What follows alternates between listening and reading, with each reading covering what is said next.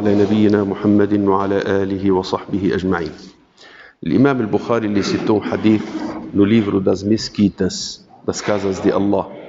Hadith Abdullah ibn Umar, companheiro do profeta Muhammad sallallahu alaihi wasallam, ele disse que o mensageiro de Allah ordenou uma corrida de cavalos preparados e treinados de um lugar chamado Al-Hafya para finalizar no local chamado Thaniyat al-Wada'.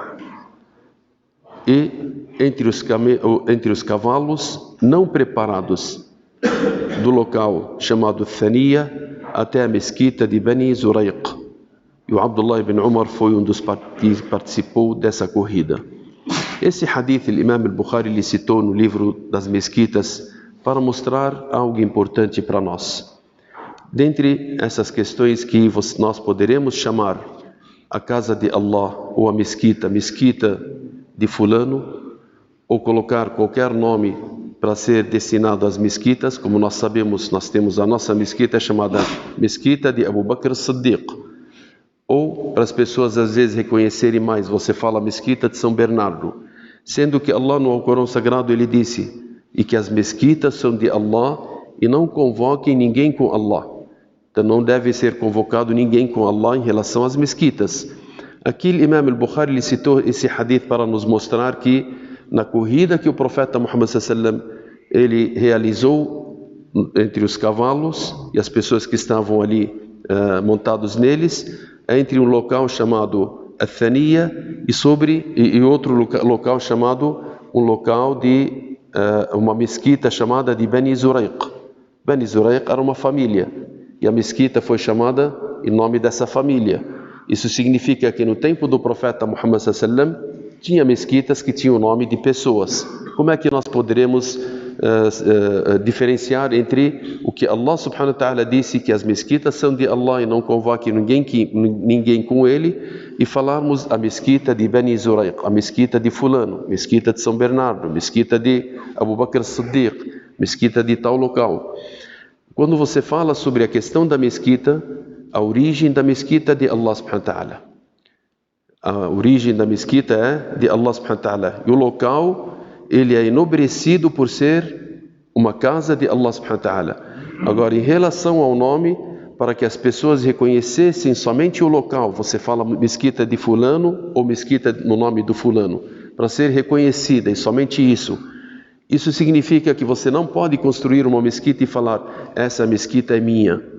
Mesquita não tem mesquitas que sejam colocadas para serem do fulano ou do ciclano. Ele fecha a hora que quiser, abre a hora que quiser, as pessoas falarem, vamos ver se o fulano vai me deixar rezar ou não. Essas mesquitas não existem, porque as mesquitas são de Allah. Agora você coloca o nome do fulano para diferenciar entre a localidade, ou para saber que o fulano talvez ele participou ou construiu, aí sim não há problema, mas a mesquita em si, na origem dela, ela é de Deus. Então as mesquitas elas são de Deus. Esse hadith nos ensina uma questão importante também, que o profeta Muhammad sallallahu alaihi wasallam, como está no hadith Abdullah ibn Umar, ele realizou uma corrida de cavalos preparados e cavalos não preparados. Isso mostra que o profeta Muhammad sallallahu alaihi wasallam sempre deixava os seus companheiros prontos para qualquer tipo de agressão que possa acontecer contra os muçulmanos, contra a Medina.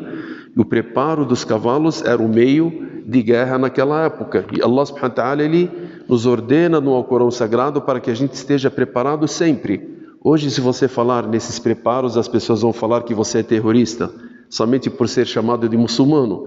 O não muçulmano ele pode se preparar, pode ter armas, pode fazer o que quiser. Só que Allah subhanahu wa ta'ala, quando ele ordena os muçulmanos, quando Allah ordena, ele ordena para que a justiça seja estabelecida.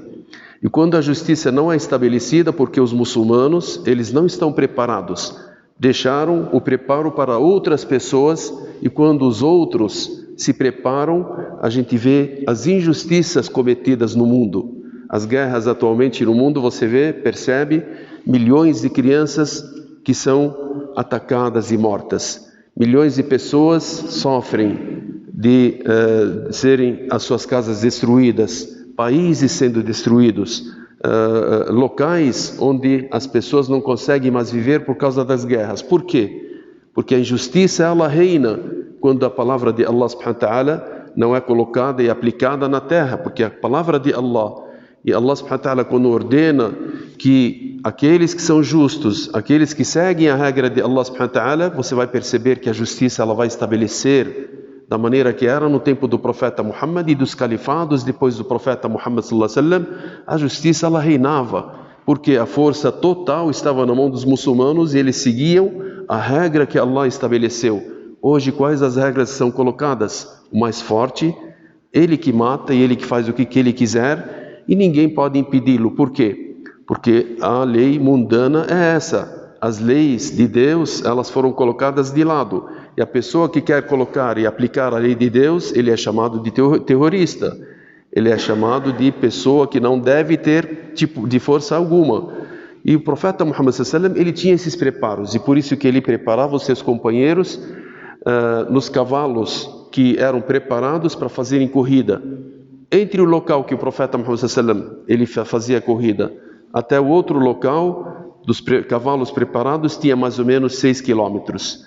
E os cavalos não preparados tinham 1,5 km, da maneira que o Abdullah ibn Umar ele citou a distância entre esses locais de Thaniya até a mesquita de Bani Zuraiq e de Al-Hafia, um outro lugar, até Thaniyat al-Wada', são localidades conhecidas em Medina que o profeta Muhammad sallallahu alaihi wasallam preparava os seus companheiros, preparava os cavalos para serem preparados para qualquer tipo de ataque contra a Medina e contra os muçulmanos. Esperamos que Allah subhanahu wa ta'ala nos ensine aquilo que nos beneficia nesse mundo e no outro mundo. Sallallahu ala nabiyyina Muhammad wa ala alihi wa sahbihi ajma'in. Walhamdulillahi rabbil alamin.